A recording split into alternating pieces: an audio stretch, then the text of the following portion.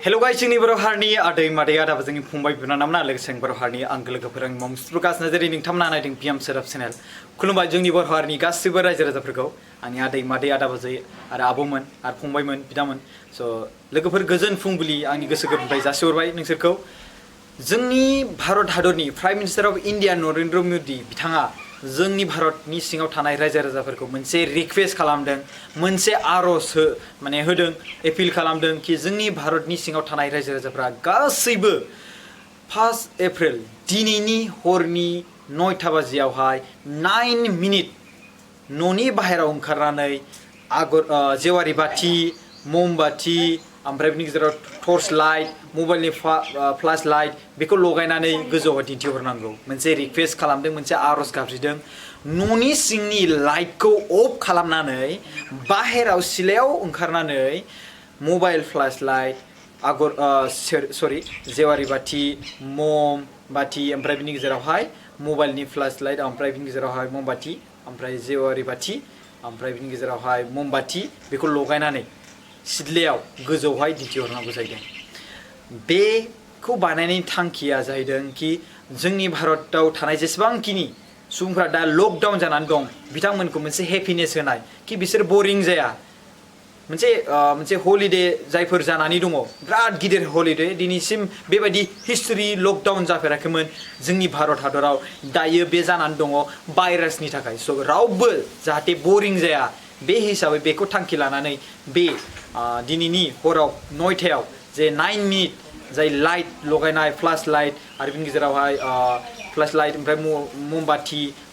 जेवारि बाथि जाय लगायनाय जे अख्राङाव दिन्थिहरनाय बेखौ बानायनाय जादों बे थांखि हिसाबै स' बयबो रंजानाय दा बेखौ उत्सब जाबायना नङा होमबा गोसो जाबायना नङा होमबा लाइट लगायनाय मानाय बाहेरायाव ओंखारनानै न'नि सिंनि लाइटखौ बन्द' खालामनानै मोनसे बयनावबो फिलिंस जाबाय नङा होमबा बे मोनसे रंजानाय जाहैबाय नङा होमबा दुखुनि समावबो मोनसे रंजानाय एसे मारै खालामगोन मारै खालामा जोंनि भारत हादरनि prime minister of India Narendra Modi बिथाङा मोनसे नङा मोनसे राहा लागासिनो दं जाहाथे जोंनि भारत हादरनि गासिबो रायजो राजाफ्रा खौसेथि थायो बेजोंथ' भाइरासखौ होखारनो हाया बाट बे मोनसे बोरिं जायैनि मोनसे थांखि आरोना मिथिबायना रावबो गोरोन्थि बुजिलायनाङा बेखौ माखासे सुबुंफ्रा बिराद जाम्बा जाम्बा भिडिअखौबो मोजां फुल नाया माया एखेबारे गोदाव सोराव बुजियो सिगाङावबो माने घन्टा दामबाय थिं दामबाय ओमफ्राय बिनि गेजेरावहाय ओमफ्राय थोरसि लथा दामनानै माखासे माबाबाय ओमफ्राय बिनि गेजेराव संख सुबाय बेबायदि दावराव जानायावबो माखासे सुबुंफ्रा मा सानबाय कि बेखौ लायनो कर'ना भाइरासखौ होखारनो थाखायसो बे माने थांखिखौ लादों जाहैबाय बे सिगांनियाबो बेबायदि नङा बे खौसेथिनि थाखाय रंजानायनि थाखाय माखासे रावबो बोरिं जायैनि थाखाय बे मोनसे थांखि लानाय जादों सरखारनिफ्राय माथो खालामनो नङा होमबा स' बयबो आगान सुरलायदो जोंनि बर' हारिनि गासिबो रायजो राजाफ्राबो